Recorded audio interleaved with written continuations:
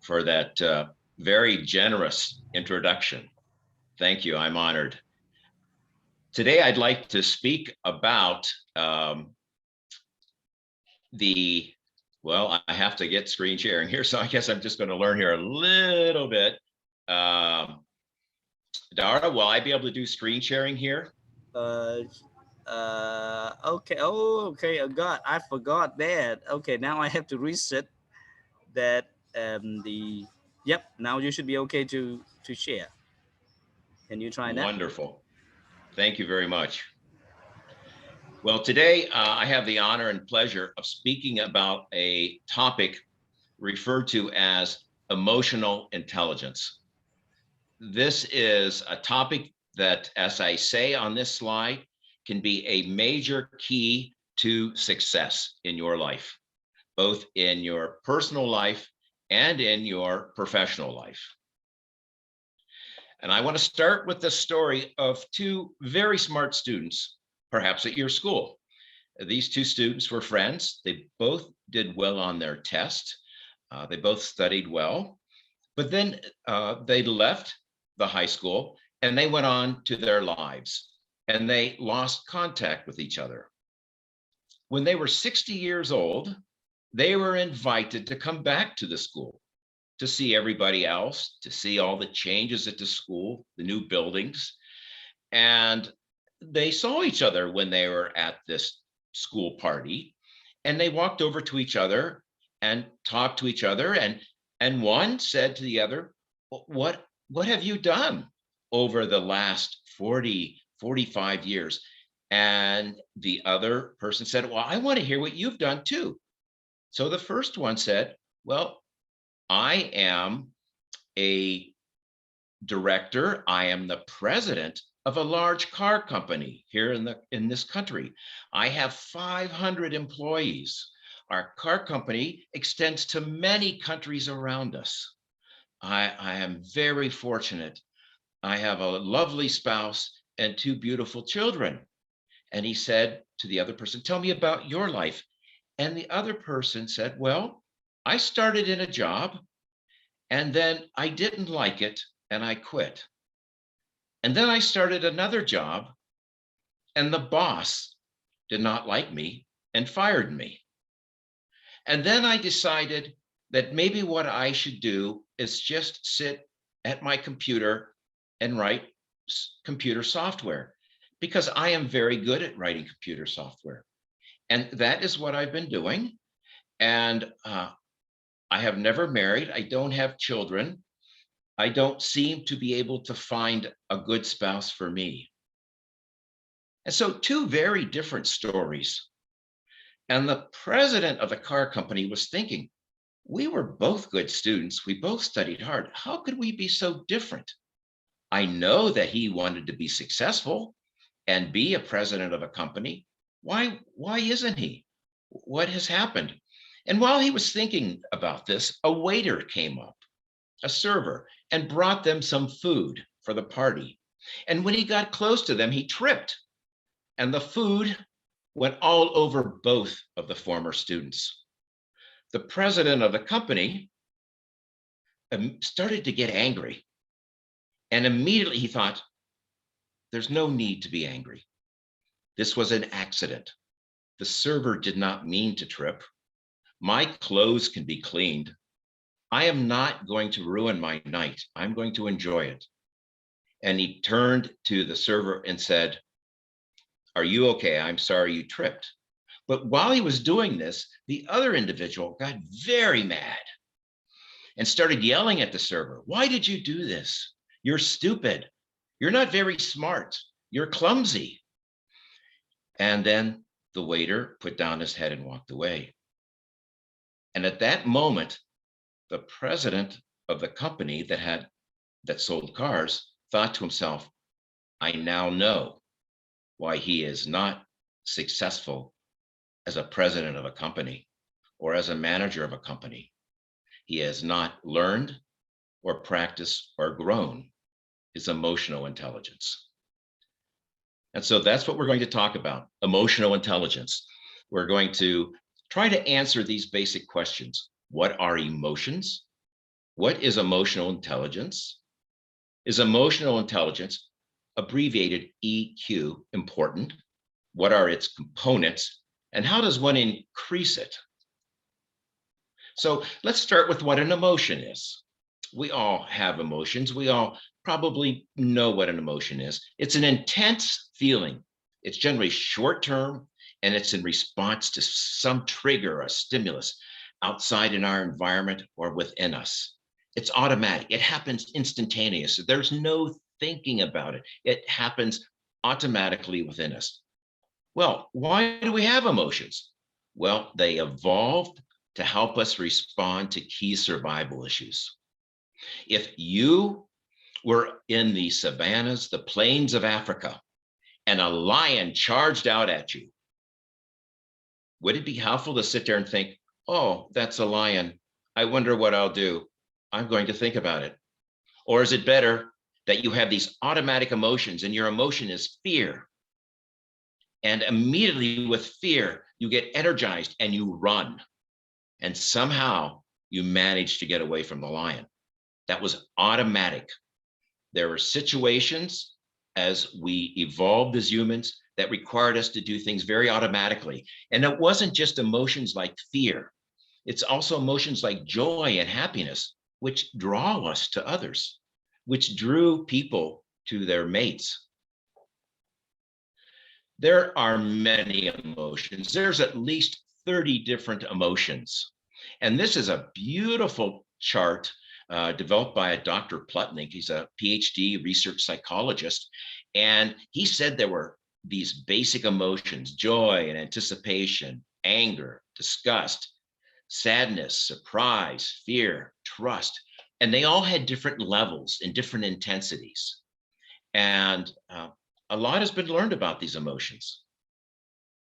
Well, now that we have a sense of what an emotion is, what is emotional intelligence? It's awareness and regulation of our emotions. That's part one. Part two, it's awareness of the emotions of others and management of our relationship with other people based on knowledge of our emotions and their emotions. Well, EQ may be a confusing term. Emotional intelligence. Well, isn't there something called IQ? Intelligence? Yes. So let me just highlight a couple differences. IQ, or classic intelligence, refers to one's mental ability, your ability to problem solve, your ability to read and understand complicated writing or math. IQ has a strong genetic component. You pretty much get your IQ from your parents. And IQ doesn't change. It really stays the same. Well, EQ is very different. EQ is affected both by our genetics and the environment we're in. The single most important thing I want you to know about EQ, though, is you can improve your EQ. Everybody has the opportunity to improve their EQ throughout their life. And probably the single most important thing, and I hope everybody can see this line right here, above a threshold IQ, above a certain IQ level, and we can just say average IQ, EQ is the biggest determinant of success in your life. You can say, wait a minute, isn't just intelligence? No, actually, once you're at a certain level of intelligence, EQ is the biggest determinant for the vast number of people. Well, these are the four quadrants of emotional intelligence. This was work published by Daniel Goleman back in 1995. And he said there's self-awareness. Based on our self-awareness, there's self-management, there's social awareness, and there's relationship management, or management of the social network we're in. So these four quadrants are the classic quadrants and subdivision of emotional intelligence. And it's valuable to learn how to be our best in each one of these. So let's talk about self-awareness. Well, self-awareness is important because emotions do make a difference. When you're not suffering, when you're having an emotion, and emotions, once again, are very natural. Some emotions cause us to suffer, some emotions don't, but they're very natural. They happen all the time. But emotions can increase or decrease your attention, your memory, your ability to learn, your ability to make a decision, a good decision, the quality of your relationship with other people, whether they be fellow students, your parents, uh, teachers, your physical and mental health, and your creativity. So it's important for us to be aware of our emotions, to mentally think, to be mindful of how we're feeling at any one time. So I would ask all of you right now, how are you feeling? Just think this to yourself. How are you feeling on this scale of pleasantness or enjoyment? Are you feeling not very pleasant, not very good right now? Or are you feeling really good? Really, you feel really very good. And what's your energy level? Are you feeling no energy, none at all? Or do you have a lot of energy, a tremendous amount of energy? If you think about this, this helps you understand what emotion you're experiencing. Because if we look at that quadrant that's high energy and high feelings of pleasantness, this is where you have emotions like cheerful, happy, playful, proud. If you have a little bit less energy, these are where you have emotions like contentment. You feel peaceful. You feel calm. If you have an area where you have a lot of energy, but you don't feel good, this is where you have emotions like anger and annoyance and being frustrated and nervous. And if you have no energy and you're not feeling very pleasant at all, these are where these emotions fall: being bored, feeling hopeless, miserable, and sad. And if you can become aware of your emotions, if you can name your emotions throughout the day, just think about it for just a second. You can use that information to be the best person you can be, the best student, the best teacher, the best manager, the best owner of a company. So then what is self-management?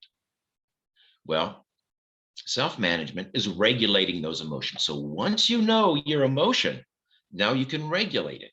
And why do you want to regulate it? Well, first of all, let's talk about what regulation is. Regulation are the thoughts and actions that you will use to prevent, reduce, initiate, maintain, or enhance an emotion. Why would you want to do all those different things, all those thoughts and actions? You'd want to do it so you could promote your personal growth. You could build relationships, as we talked about before. You could do better academically. You could achieve greater happiness. You could attain your goals. When you can regulate your emotions, you're much better at achieving the goals that you set out for yourself, whatever they may be. But how do we manage our emotions? There are a number of things that we can do in the moment. If we have an emotion, let's say it's anger, which is is a helpful emotion in some situations, but also can be a very destructive emotion if we don't know we're having it. We can calm our anger by doing something called deep, purposeful breathing, where we concentrate on our breath, going all the way down in us and then coming all the way back out. And if we do that about 5 times or more, it will calm us down. It will take us out of the anger. We can also employ self-talk. So this is much like that director, that owner of that car company did when he had the food spilled on him. What did he say? He started getting angry, but what did he do? He said, this isn't that important. I want to have fun here with my friends tonight. I can wash my clothes. This was just an accident. So he can give himself self-talk that's positive rather than saying, this is terrible, this is horrible. Often it's just looking at different sides. You can positively reframe it. Now, who thinks COVID is something positive? I don't know many people that do, but actually, what if you said, COVID is pretty bad. People can get very sick. But for those of us that don't get sick, but we have to quarantine, you know what? This may give us more time to study, to learn a new skill, to practice our soccer, to practice a musical instrument. It gives us more time being in quarantine. So that's called reframing. Another thing that people suggest is imagining your best self. If something happens, like that waiter spills food, and you're starting to get angry or frustrated, you can immediately think, wait a minute, how do I want to be seen by everybody in this room? How do I want them to talk about me or experience me? Do I want them to see me as an angry person, or do I want them to see me as somebody who actually can regulate their emotions and be pleasant to people who have accidents? You can think of gratitude. Think about the things that you're grateful for. This is very powerful in affecting moods. And last but not least, create an environment that supports you. If you have friends, some of those friends may be more supportive and positive than others. You may want to lean towards the more positive friends. This is a concept here called take a meta moment that's being introduced to students at schools around the world. And it's a set of cartoons that sort of teaches you what you can learn. So let's say something happens. Let's say you're riding your bicycle and a motor scooter comes right in front of you and you screech to a halt, and you're going to scream at the person. You don't know what you're going to do. You're so upset. And you sense that. You're sensing all those emotions you're feeling. Well, what if right then you could stop yourself and just say, wait a minute, stop. You could think about how you want to be your best self. You could take some of those deep breaths. You could think about what you want to do, and then you could do it. What if you could build that gap? And that's actually called cognitive control. And these steps, this step of stopping, thinking, calming down by thinking of your best self or counting or deep breathing and thinking of a plan, these are critical in emotional intelligence. You never want to go from here to some action. You want to put these in. These don't happen automatically, by the way. These take practice. Some people learn them quickly. Some people, it takes a little bit more time.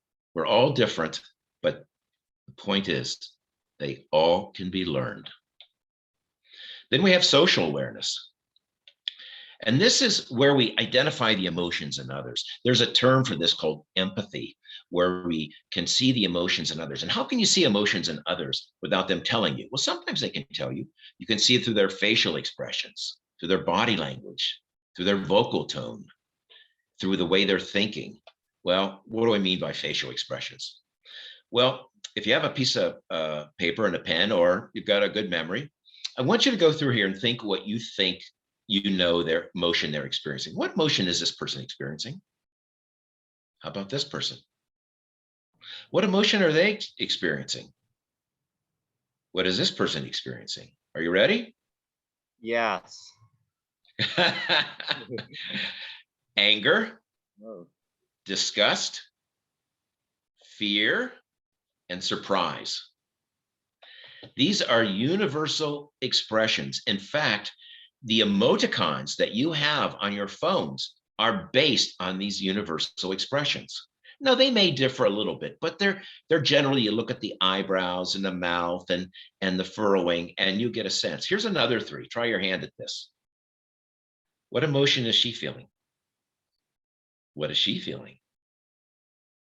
What emotion do you think is going through him right now? So Yes. Happiness, sadness, contempt. So you want to be able to sense the emotion of the people you're with and around. Because if you can sense their emotion, then you can best interact with them. So now that you have a sense of how other people around you are feeling, you can manage that relationship. So how do you manage that relationship? Well, first of all, you know how you feel, and you know how and when to express emotions with different people in different contexts. The way you may express your emotions may depend on different personalities, on whether they're male or female, the culture they're from, either the culture of their community or the culture of their country, the power structure, whether they're your boss or whether they report to you, the social norms, what your group of friends, how they act. These are all very important. So you have to know how you feel, and you have to have a sense of how they feel, and then you can best interact. So if you're going to manage a relationship, you need to become aware of and manage your own emotions. You want to be careful with your nonverbal communication. If you're with your boss and your boss says, Dan, I would like you today to go over there and pick up all of those bricks and move them to the other side of the building, and you get a scowl on your face and you look angry. Do you think your boss is going to like that? Most bosses will say, wow, that employee, that's, why aren't they more positive? So you want to become aware of others' emotional states and act constructively. Well, you all know this. If you have a parent or somebody, perhaps another caregiver, and they're very angry, you can see their anger. Do you want to go up and ask them for something? Okay, sorry, Professor. So could you continue this for the next month? And now that is nearly almost the time. So can you keep other questions from the students? Would you like me to take questions now? I think that is a very good topic, and we want this topic for you to continue for the next month, and we can keep the time for the student to ask any question that involve of these topics. That's good. Okay, thank you for saying that. I can see that is very 7:50. that is very good. Yeah, that is very good, and we keep we want the student to ask. Okay, please let's do that. Let's ask questions. Yeah. Okay, so firstly, I want to ask my from my personal. Yeah. So could you explain me a little bit again about the differences between IQ and EQ? Okay, your intelligence has to do with your ability to solve math problems, to read books and understand them, to speak another language, perhaps. A lot of people don't, have their various levels of intelligence to have what we call abstract thinking. Emotional intelligence is a term that's a takeoff. It sort of uses a concept of intelligence or IQ, but emotional intelligence is simply about knowing your emotions, being able to regulate them, knowing the emotions of others, and being able to use the knowledge of your emotions and their emotions to influence your relationship. That's very different from IQ, which once again is solving math problems or reading complex pieces of literature. IQ cannot be increased. EQ, you can practice and get better at every day, every year of your life. Okay, very good. Does that answer your question? Okay, so anyone, if you have any question, please drop to the chat box. The professor will answer you the question. Why do we need to manage emotions? Is that one of the questions? Yeah. We need to manage our emotions so that we can think carefully before we do something. Let's say something happens to you and you get very angry, and immediately you start saying something. Oh, you're stupid, or this is wrong, or you yell at somebody or whatever. That may hurt you. We think that's good because we're getting angry, but what if we get angry and it ends up hurting us because we said something that offended somebody or was mean to them, and we don't want to do that. We want to be able to feel that anger and then just stop and say, what is the best way to handle this situation? Okay. Generally, what you want to do is you want to be able to create a situation in life. And I'll tell you, we talked about the president being in charge of that company. You want to be the kind of individual that people want to be around. They say, you know, I like going to dinner with the president. She's a very nice person. He's a very nice person. They help me do this. They do this. People generally do not want to be around people who are angry, who are fearful, who are anxious, who are unhappy. So if we can manage our own emotions, we can influence our relationships in very positive ways that help us. Now, I need to emphasize, we all have emotions. We all need to recognize them. We never should do away with our emotions. Our emotions are important. Our emotions are signals. We see emotions as information about our inner world. And then the best thing to do is pause and then think about how one can express those. Emotions are important. Any other questions?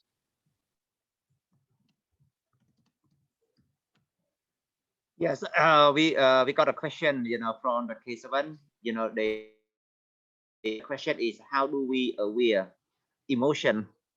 How do we know emotion?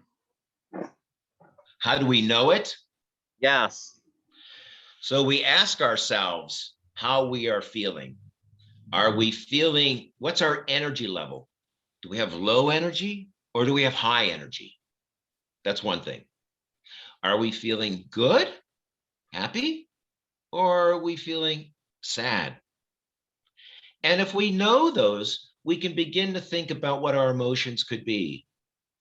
Anger, sadness, happiness, boredom, being content. It takes time to learn your emotions.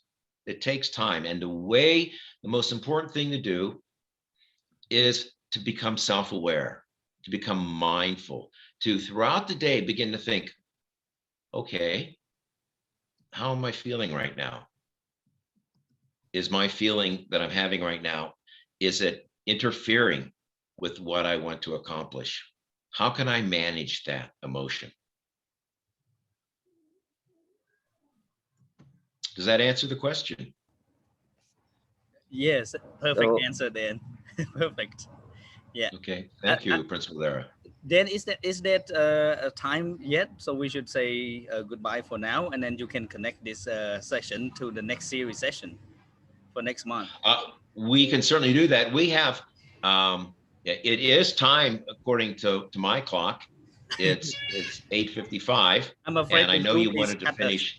I'm afraid Pardon me? Zoom is cutting us while we're talking. Yes. Yeah. So yes, let's finish here. Yeah. And we will talk more later. And everybody has a copy of the PowerPoint. Yep. So when we post Very good. the PowerPoint, and also we'll post a video. So students, please express your sincere thanks by clapping a hand to Dr. Dan, please. Okay, then. Thank you. Thank you this so is much. a difficult subject. Yeah. Yes, it is. All right. So thank you so much, Dan, and see you again next month. Well, thank you, Principal. Thank you, Mr. Soban. Much appreciated. And I thank all you students. Have a good day. Thank you. Yeah. Goodbye for now. Thank you. Bye-bye. Bye. Bye, Cha. Goodbye, Cha. Bye, Goodbye.